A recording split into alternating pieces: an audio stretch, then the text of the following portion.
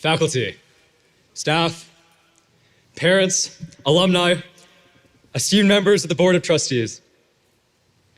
It's so nice to see all of you here to celebrate commencement with us, the class of 2025.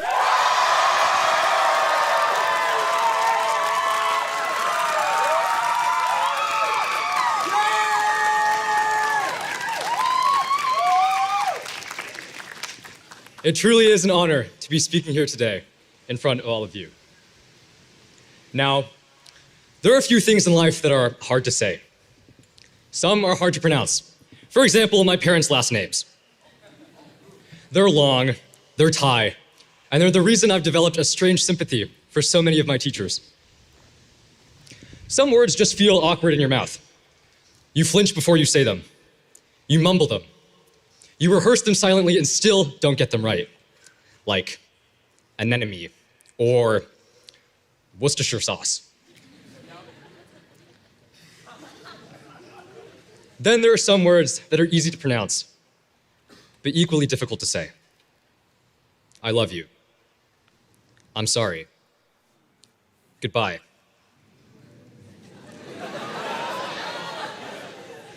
They're short, familiar, but they carry so much weight that we sometimes mumble them, or scribble them down in a letter, or skip them altogether, and choose to express them as small actions instead, hoping the meaning lands anyway. But then there are those words that come out easily, without rehearsal or hesitation. That yell across the lawn when you see your best friend after break. That favorite expletive after you lose a hard-fought spike ball point. The inside joke shouted across a crowded hallway. Those words don't get stuck. They rush out. They land. Today, I want to talk to you all about a phrase that should be like that. A phrase that should never get caught in our throats. Thank you. It was during the walk-up from my dorm to the 100 Days party in February when my mom called me. Of course, it started out with her going, "Nate, why do you have such heavy eye bags? Why is your suit so wrinkly?" But it's what she said at the end that was so memorable. A challenge. Every single day until commencement, each of these 100 days, I would say thank you to a different person. And so for a while, I treated it like a task, a small, manageable checkbox on the to-do list of senior spring. I thanked my teacher for staying after class. I thanked my dorm mate for taking out the trash can so unbelievably full, our house counselor was about to call the health inspector. I wrote them down in my notes app, like little trophies of moral behavior. Said thank you, done.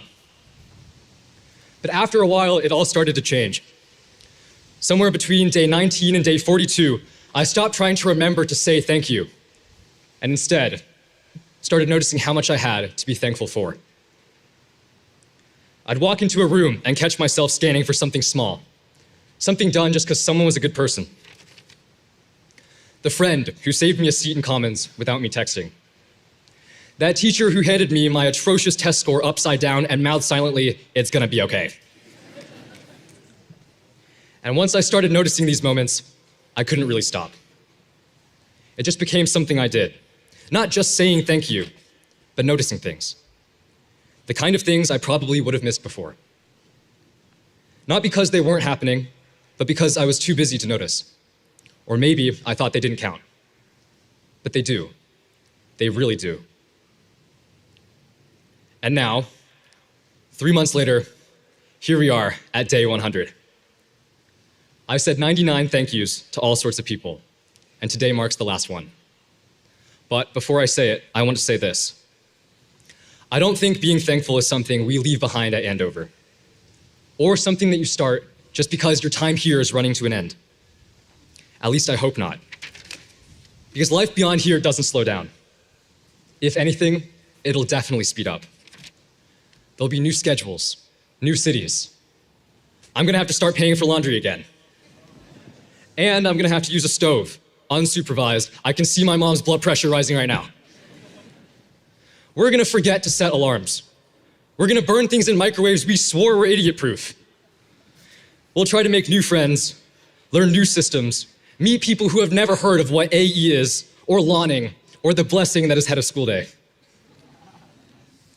And in the middle of all of that newness, it might be easy to move fast, to rush past the small stuff, to treat thank you like an afterthought again.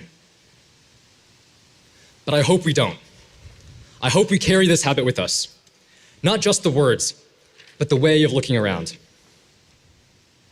Because I think the real lesson of these 4 years, underneath the labs, papers, all-nighters, endless caffeine, is how to pay attention, how to care more deeply, how to notice people, how to show up. You already show your thanks in 100 quiet, different ways. The way you sit in silence with someone just because they don't want to be alone. The way you say hi to your friends who come in to class late, smirking, hoping your teacher doesn't notice. The way you say I love you by walking someone back to their dorm, no matter how close to sign in, even if it's the complete opposite direction of yours. Those moments don't look big, but they are. It's how you say, you matter to me, without ever having to say it out loud. So I think, if we keep doing that, even a little, we'll all be okay. Even when the future feels completely ridiculous, because let's be honest, right now, it kind of does. Soon, we're gonna be in places where you won't get a cut for missing class, but where you won't be able to walk across the Great Lawn and see 10 people you know. There won't be blue cards or cluster munches, but there won't be sign-in either. It's exciting and overwhelming, and at times, maybe lonely. But I think what makes it easier is knowing we're not starting from scratch. We're not going into the world empty-handed.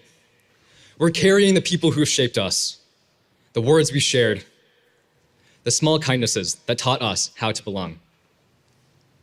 And if we're lucky, we'll keep finding these moments again.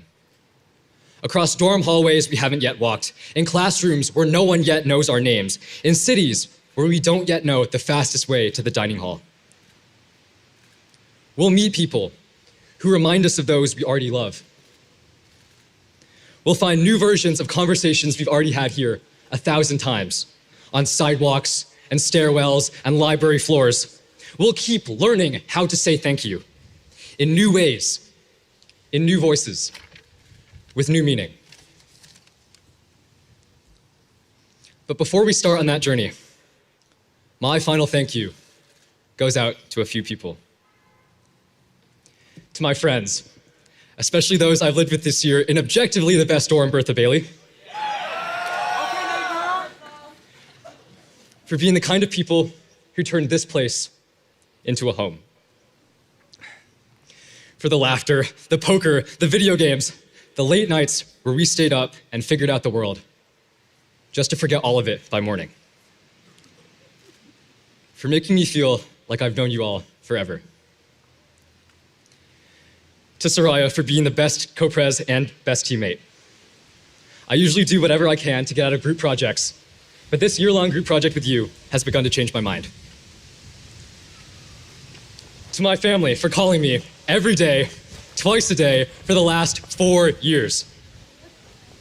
To my sister Sophie for always telling me if my outfit looks atrocious, but for always being free to grab dinner downtown. To Mom for looking over all of my college essays, for making sure I don't slack off too hard, for literally being a superhuman. And to Dad, who always gives me the best advice whenever I go to him with any problem. Go talk to your mom.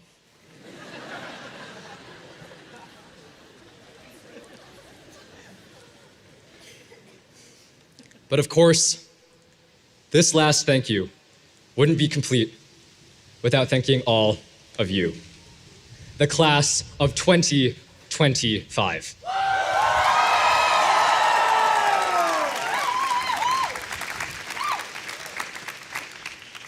Thank you for letting me grow up with you, for being the loudest, kindest, most impressive people I've ever met. You've seen me on my best days and on the days when nothing made sense. And somehow, you make both feel A-okay. There's something incredibly rare about being surrounded by people who knew you when you still had no idea who you were, who saw you stumble, stress, change, but stayed close nonetheless. I'll spend the rest of my life being grateful that I got to become myself next to all of you. And now, I guess this is where I'm supposed to say goodbye. But like I said at the start, goodbye is just one of those words that's hard to say. And really, I don't think I can do it. Because I know it's not fully true. So instead, see all of you again someday. And thank you.